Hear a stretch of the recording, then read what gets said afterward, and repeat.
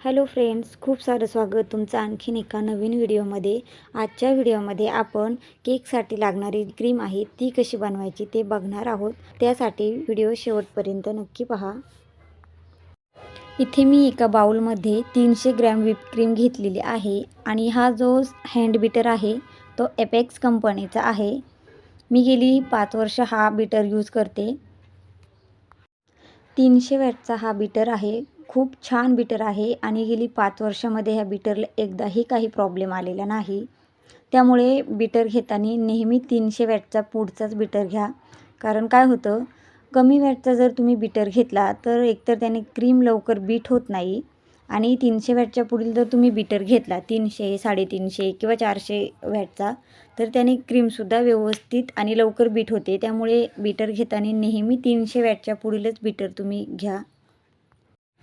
हा बीटर मी लॉकडाऊनमध्ये घेतलेला आहे। त्यावेळेस हा बीटर मला 1800 रुपयांना मिळालेला होता आणि आत्ता जर ह्या बीटरची प्राईस तुम्ही बघितली तर 1200 किंवा जास्तीत जास्त 1500 पर्यंत तुम्हाला 300 वॅट पुढील बीटर सहज मिळून जाईल।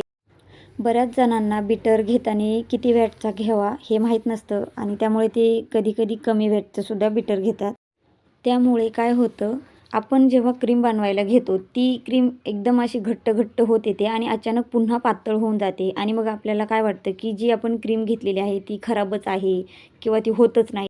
तर हा प्रॉब्लेम क्रीमचा नसून त्या बीटरचा आहे। कारण की आपण 300 वॅटपेक्षा कमीचा जर बीटर घेतला तर साहजिकच असे प्रॉब्लेम येतच राहतात। आता बऱ्याच जणांना क्रीम व्यवस्थित बीट झालेली आहे किंवा नाही हे सुद्धा ओळखायला येत नाही।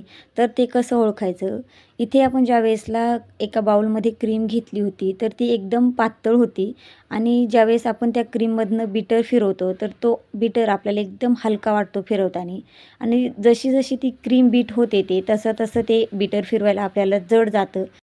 त्यावरून आपण समजायचं की आपली क्रीम व्यवस्थित अशी बीट होत चाललेली आहे। इथे तुम्ही बघू शकता खूप छान अशी आपली क्रीम बीट करून झालेली आहे।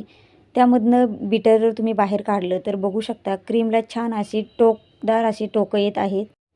ज्यावेळेस क्रीम व्यवस्थित बीट होत नाही किंवा ती क्रीम पातळ राहते त्यावेळेसला जेव्हा आपण बीटर क्रीममधनं बाहेर काढतो तर हे टोकंसुद्धा आपल्याला दिसणार नाही। त्यावरून सुद्धा तुम्ही ओळखू शकता की क्रीम बीट व्हायला अजून थोडासा वेळ आहे। आता इथे साईडला जी क्रीमचा बॉक्स मी दाखवलेला आहे तर ही क्रीम मी वापरत असते। वेगवेगळ्या कंपनीच्या वेगवेगळ्या क्रीम असतात। तर इथे मी रिच कंपनीची सनवीप म्हणून जी क्रीम येते ती केकसाठी वापरते। खूप छान अशी ही क्रीम आहे। इथे मी केक अगोदरच तयार करून ठेवलेले, त्यामुळे मी इथे 300 ग्रॅम क्रीम बीट करून घेतलेली आहे। तसं जर तुम्ही बघितलं तर एका केकसाठी म्हणजे अर्धा किलोच्या केकसाठी साधारण 200 ग्रॅम क्रीम आपण वापरतो। पण मला फक्त डिझाईनच करायची आहे त्यामुळे मी 5 केकसाठी 300 ग्रॅम क्रीम वापरलेली आहे। इथे मी अर्धा किलोचे 3 ब्लॅक फॉरेस्ट, अर्धा किलोचा 1 बटरस्कॉच आणि 1 स्ट्रॉबेरी फ्लेवरचा केक बनवलेला आहे। व्हिडिओ आवडल्यास लाईक करा, शेअर करा, सबस्क्राईब करायला विसरू नका।